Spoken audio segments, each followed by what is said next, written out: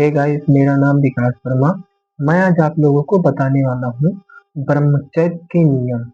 ब्रह्मचर्य के कितने नियम होते हैं, ब्रह्मचर्य के नियम का हम पालन किस प्रकार करेंगे जो हमारी शिक्षा में महत्वपूर्ण योगदान निभाते हैं। कुछ नियम होते हैं जिनके अंतर्गत हमको उसमें बंध के पढ़ाई करना चाहिए। कुछ भी कार्य हो उसको हम एक नियम के अंदर जब सजो कर पढ़ाई करते हैं तो वह हमारे लिए लाभदायक होता है। तो मैं आप लोगों को बताने जा रहा हूँ ब्रह्मचर्य के नियम। तो ब्रह्मचर्य के नियम में सबसे पहला नियम आता है कि सुबह 3 या 4 बजे उठना। सुबह उठना 3 या 4 बजे इसलिए लाभकारी माना जाता है क्योंकि इस समय के मुहूर्त को बताया जाता है कि यह जो मुहूर्त होता है यह मुहूर्त बहुत ही शुभ माना जाता है। इसे ब्रह्म मुहूर्त कहते हैं।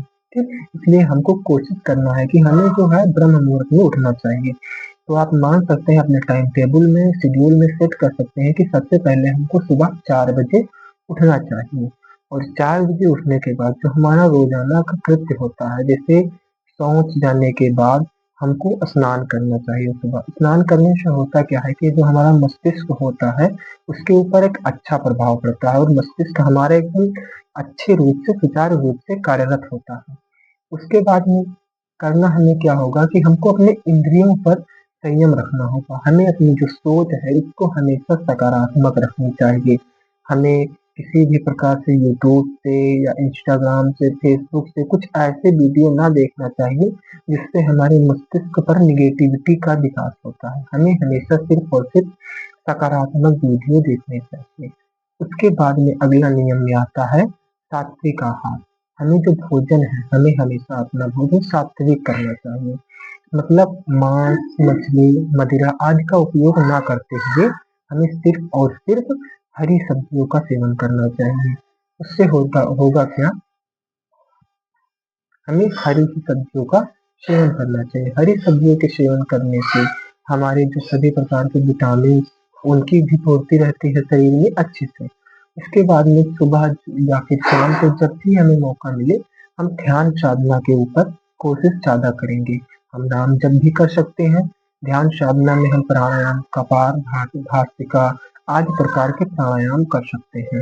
सुबह के टाइम सूर्य नमस्कार हमारे शरीर के लिए, हमारे इम्यूनिटी सिस्टम यानी प्रतिरक्षा तंत्र के लिए बहुत ही अधिक लाभदायक होगा। तो हम यह योगा भी, एक्सरसाइज भी कर सकते हैं जिससे हमारे शरीर को अच्छा और लाभदायक और हमारा मस्तिष्क पर अच्छा प्रभाव पड़े। और हमें करना क्या है कि हमें कभी अपने दिमाग को खाली नहीं रखना है क्योंकि खाली दिमाग को शैतान का घर कहा जाता है। हमें कुछ ना कुछ सीखते रहना चाहिए। कोशिश करना है कि जब हम सिर्फ खाली बैठे तो हम एक्सरसाइज कर सकते हैं, अन्य की चीज में हम पढ़ाई लिखाई करें, कुछ करें। खाली दिमाग से हमें जो होगा शैतान का घर माना जाता है, इसलिए खाली दिमाग हमको अपना नहीं रखना। तो खासकर हमको ध्यान रखना है कि भोजन हमें सात्विक भोजन ही करना है क्योंकि कहा गया है ना, जैसा अन्न वैसा मन, और जैसा मन वैसा विचार, और जैसा विचार वैसे कर्म। तो हमें अपना अन्न जो हमें भोजन है उसको भोजन को एकदम नियंत्रित मात्रा में लेना है। और शाम के टाइम पे कोशिश करेंगे, जब लेटने का टाइम होता है उस समय हम जो भोजन करेंगे बहुत हल्का भोजन करेंगे, अत्यधिक मात्रा में भोजन नहीं करना है। और उसके बाद में करना क्या है कि हमें एक अपने लक्ष्य की प्राप्ति के लिए हम एक डायरी बना सकते हैं। जैसे हमने डायरी बना रखी है, इसलिए आप भी एक डायरी बना सकते हैं। इसमें आप अपने आप आत्म मूल्यांकन कीजिए कि आपने कितना टारगेट दिन में बनाया और कितना टारगेट आपने सेट किया है। उस हिसाब से आप कार्य करें जिससे आपको अपने लक्ष्य की प्राप्ति आसानी से होगी। बस आज के लिए इतना ही। धन्यवाद।